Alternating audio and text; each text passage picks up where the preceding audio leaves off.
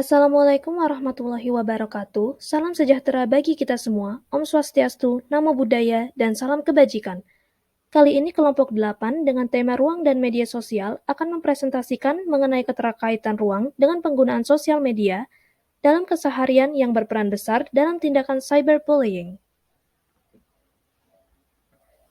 Sebelum mulai ke pembahasan pertama, izinkan saya memperkenalkan anggota kelompok saya terlebih dahulu.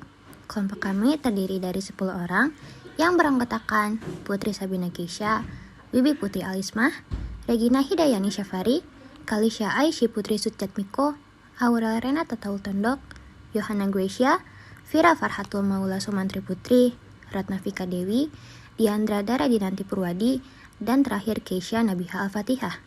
Lanjut ke pembahasan pertama, yaitu konsep ruang dan keterkaitan dengan sosial media. Ruang yang akan kita bahas pada hari ini berbeda dengan ruang atau bahkan ruangan yang sering kita temui di kehidupan kita sehari-hari. Ruang yang akan kita bahas sekarang adalah ruang secara konsep.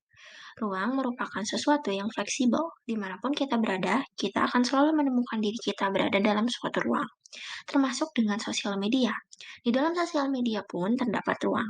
Facebook, WhatsApp, Twitter, semua punya ruangnya masing-masing. Dengan adanya ruang yang berbeda-beda ini, seseorang dapat memutuskan untuk menunjukkan, menyembunyikan, menghilangkan, bahkan membentuk suatu representasi diri. Keberadaan ruang di sosial media ini dapat mendorong terciptanya suatu representasi diri yang melakukan tindak bullying atau biasa dikenal dengan cyberbullying. Seseorang bisa jadi melakukan cyberbullying karena melalui ruang media sosial, pelaku bisa terhindar dari konsekuensi. Representasi diri di ruang sosial media yang seperti ini juga bisa jadi tercipta karena pelakunya tidak puas dengan representasi diri yang ia miliki pada ruang-ruang yang lain, misalnya di antara teman atau keluarga. Penggunaan sosial media dalam kehidupan sehari-hari. Kehidupan sosial masyarakat telah terpengaruhi oleh keberadaan dunia virtual. Kini, tidak hanya remaja dan dewasa saja menggunakan media sosial, bahkan sejak dini anak-anak sudah mulai diberikan gawai. Media sosial menyediakan mudah untuk orang-orang berbagi dan memberikan reaksi untuk sesuatu yang diunggah. Beberapa di antaranya adalah blog, live stream, social networking, forum, dan jejaring sosial seperti YouTube, Instagram, Twitter, dan masih banyak lagi. Jika diperhatikan baik-baik, komunikasi di dunia nyata telah menyusup menjadikan pola kehidupan masyarakat yang semakin tertutup. Perubahan yang terjadi ini disebabkan oleh kemudahan yang ditawarkan media sosial dalam berinteraksi dengan manusia lainnya. Adapun dampak positif dari penggunaan media sosial di kehidupan sehari-hari yaitu yang pertama, sebagai tempat promosi. Dengan banyaknya orang yang menggunakan media sosial sangat cocok menjadi tempat untuk seseorang atau kelompok mempromosikan produk atau jasa yang ditawarkan. Yang kedua, ajang memperbanyak teman. Dengan menggunakan media sosial, kita bisa berkomunikasi dengan siapa saja, bahkan dengan orang yang belum kita kenal sekalipun dari berbagai penjuru dunia. Kelebihan ini bisa kita manfaatkan untuk menambah wawasan, bertukar pikiran, saling mengenal budaya, dan ciri khas daerah masing-masing. Yang ketiga, sebagai tempat penyebaran informasi. Informasi yang up-to-date sangat mudah menyebar melalui situs media sosial. Hanya dalam tempo sesaat setelah kejadian, informasinya dapat sampai ke tangan kita. Yang keempat, sebagai sarana untuk mengembangkan keterampilan dan sosial. Mengasah keterampilan teknis dan sosial merupakan kebutuhan yang wajib dipenuhi agar bisa bertahan hidup dan berada dalam neraca persaingan di era modern seperti saat ini. Yang terakhir, nomor 5 sebagai sarana hiburan. Media sosial memberikan banyak hiburan bagi masyarakat, baik yang memberi hiburan maupun yang menikmati hiburannya. Hiburan yang tersedia pun banyak jenis dan contohnya seperti komedi, video pendek, ataupun foto lucu. Di balik dampak positif dari penggunaannya, tentu ada dampak negatif yang menyertainya. Contohnya seperti nomor 1, kecanduan. Situs jejaring sosial juga bisa membahayakan karena memicu orang untuk mengisolasikan diri sehingga berkurangnya komunikasi secara langsung dapat membuat seseorang bertindak acuh pada keadaan sekitar. Yang kedua, ada pornografi. Anggapan yang mengatakan bahwa internet identik dengan pornografi memang tidak salah. Dengan kemampuan penyampaian dan akses yang mudah menyebabkan konten pornografi merajalela. Yang ketiga, ada perjudian. Dampak lainnya adalah meluasnya perjudian.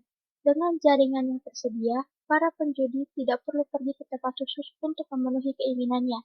Hindari situs ini karena situs perjudian tidak agresif dan memerlukan banyak persetujuan bagi pengunjungnya. Yang keempat, mengganggu kesehatan mental.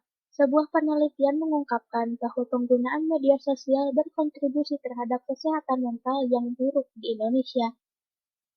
Hal ini ditulis secara spesifik untuk negara-negara berkembang, contohnya seperti Indonesia ini. Yang terakhir, nomor 5, perundungan dunia maya atau biasa kita sebut cyberbullying, dan juga kecemburuan sosial. Cyberbullying marak terjadi karena seorang dapat berlindung di balik akun palsu yang terkadang bersifat anonim. Untuk lebih jelasnya, akan dibahas di slide-slide berikutnya. Selanjutnya ada kebebasan berpendapat dalam ruang media sosial. Walaupun merupakan hak dasar, kebebasan berpendapat juga memiliki batasan seperti undang-undang setempat, oleh jiwa atau morality masyarakat, dan keterlibatan sosial dan politik masyarakat yang demokratis. Yang kedua, media sosial menjadi tempat untuk mengeluarkan pendapat dan berekspresi. Yang ketiga, kebebasan berpendapat di dunia maya menjadi sulit dikontrol. Dan yang keempat, etika berpendapat dalam lingkup sosial media, seperti penggunaan bahasa yang baik, saling menghargai pendapat orang lain, dan yang ketiga, semuanya ada pada kontrol konten. Lalu, apa kaitan antara ruang sosial media dengan cyberbullying yang marak terjadi di Indonesia seperti sekarang ini? Mungkin beberapa dari kita masih ada yang asing dengan istilah cyberbullying. Jadi, mengutip dari laman unicef.org, dikatakan menurut Think Before Text, cyberbullying atau perundungan dalam dunia maya adalah perilaku agresif dan memiliki tujuan tertentu yang dilakukan oleh suatu kelompok atau individu menggunakan sarana media elektronik, yaitu salah satunya adalah dengan memanfaatkan platform media sosial. Tindakan ini pun dilakukan secara berulang-ulang dari waktu ke waktu dan menyasarkan target kepada seseorang yang dianggap tidak mudah untuk melakukan perlawanan balik atas tindakan yang pelaku perbuat. Karena pelaku menganggap bahwa dirinya lebih memiliki kapasitas secara fisik dan mental dibandingkan dengan korban yang dipandang lebih lemah. Hasil temuan riset yang telah dilakukan oleh Microsoft, UNICEF, dan YouReport Indonesia mengenai netizen di dunia maya berhasil merangkum beberapa kesimpulan berikut ini. Yang pertama, Indonesia menduduki peringkat ke-29 dalam hal ketidaksopanan di jejaring dunia maya dengan tolak ukur yaitu semakin rendah peringkatnya, maka semakin tinggi pula tingkat ketidaksopanannya. Kedua, kaum milenial dan generasi Z atau kategori dewasa sampai anak muda merupakan rentan usia yang paling sering mengalami tindak cyberbullying. Ketiga, anak muda menjadi subjek utama dalam penyebaran kasus cyberbullying. Di beberapa kasus bahkan ditunjukkan bahwa korban juga bisa berperan sebagai pelaku. Dan yang keempat, dari hasil riset YouReport Indonesia, ditemukan hasil sebanyak 71% kekerasan digital terjadi di media sosial, di mana pengguna internet semakin banyak, tetapi penanganan kasus kriminal dan sosialisasi mengenai hal ini masih kurang efektif. Serta hal ini juga diperparah dengan rendahnya kesadaran akan bahaya yang ditimbulkan oleh cyberbullying. Selanjutnya, ada bentuk-bentuk cyberbullying. Berdasarkan DSLA Law Firm dalam kenalmental.com, terdapat 6 bentuk cyberbullying.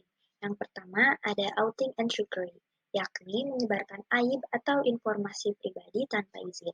Contohnya, memposting foto orang lain untuk mempermalukan orang tersebut. Yang kedua, ada impersonation, yakni penyamaran atau peniruan. Biasanya tindakan ini disertai dengan pencurian foto dan identitas orang lain untuk menjatuhkan orang tersebut. Lalu ada cyberstalking, yakni menguntit seseorang di sosial media. Contohnya seperti ada trolling dan pembuatan akun palsu. Lalu ada harassment atau pelecehan dan penyebaran konten yang tidak senonoh di sosial media. Contohnya memaksa seseorang untuk mengirim gambar seksual dan terlibat percakapan seksual di sosial media. Lalu ada flaming atau ujaran kata-kata kotor dan penghinaan untuk memprovokasi dan mengintimidasi orang lain. Contohnya seperti memberikan hate comment dan menyebarkan hate post. Yang terakhir ada denigration, yakni pencemaran nama baik atau fitnah. Contohnya yaitu menyebarkan hoax tentang orang lain.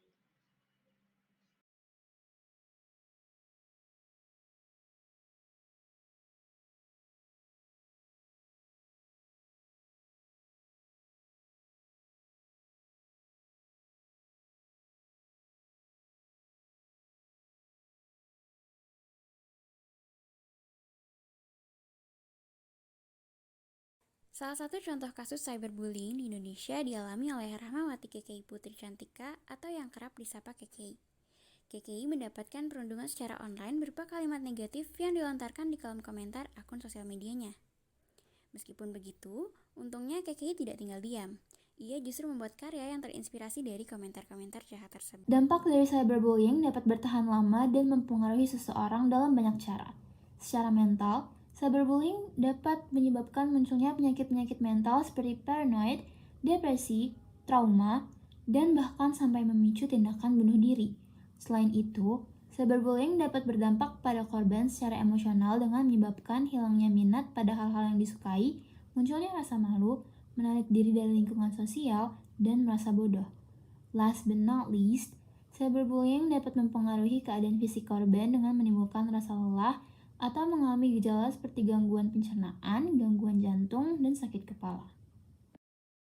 Cara mencegah cyberbullying adalah, pertama, memberikan edukasi tentang Undang-Undang ITE kepada siswa yang ada di sekolah agar memiliki pemahaman yang lebih baik. Kedua, membuat pelayanan perundungan agar yang melaporkan merasa lebih aman.